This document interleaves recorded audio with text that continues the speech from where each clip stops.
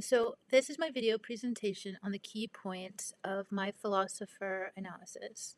And I am giving the presentation as if I am teaching a lecture. So here we go.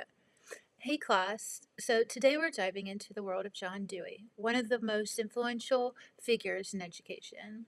We'll explore his ideas about learning, especially how they can be applied in inclusive classrooms for students with disabilities.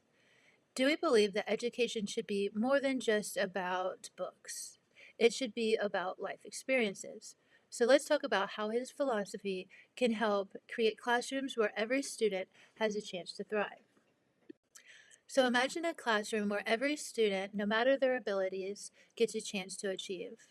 Engage with material in meaningful ways where their experiences shape their learning. How do we get there? Well, Dewey's ideas provide some really powerful answers. Before we get into the details of Dewey's philosophy, let's look at the time he was writing in. Dewey's work came about in a period of major social and political change in the U.S. Industrialization was booming and democracy was expanding, but the education system, not so much.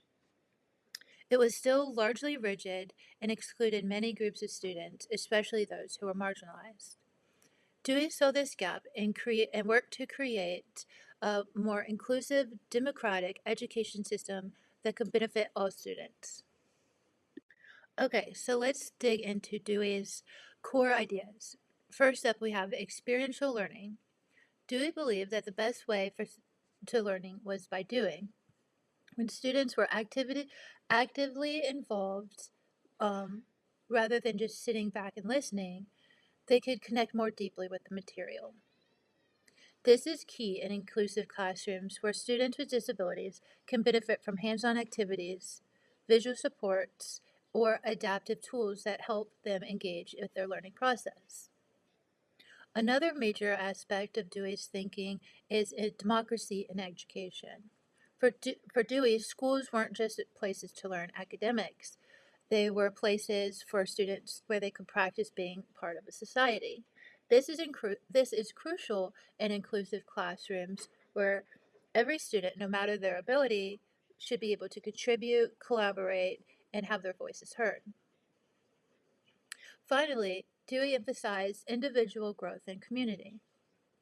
He believed that education should help students grow as individuals, but also teach them how to be part of a larger group, such as a community and a society. In an inclusive classroom, this means creating an environment where all students feel supported and valued by both their peers and their teachers. So how do we bring Dewey's philosophy into action in today's classrooms? One approach that aligns with Dewey's idea is universal design for learning. This framework focuses on offering different ways for students to engage with the content, show what they've learned, and express themselves. It's about making learning accessible to everyone, which fits perfectly with Dewey's belief in education for all. But of course, there are challenges. One issue is balancing Dewey's focus on hands-on experiential learning with the need for academic rigor. So there's also the question of how to implement these ideas in a system that doesn't always prioritize individualized approaches, because it takes time and it requires a shift in how we think about learning and teaching.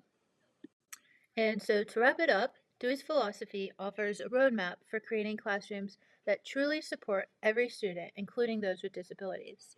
His emphasis on experiential learning, democracy, and individual growth can help us build more inclusive and engaging environments for all learners. And so I encourage educators and policymakers to look towards Dewey's ideas as a guide for making education more inclusive. It's not just about accommodating differences, it's about embracing them and using them to enrich the learning experience for everyone. Well, thanks for watching, and I hope that Dewey's ideas inspire you to think about how we can create more inclusive, engaging classrooms for all.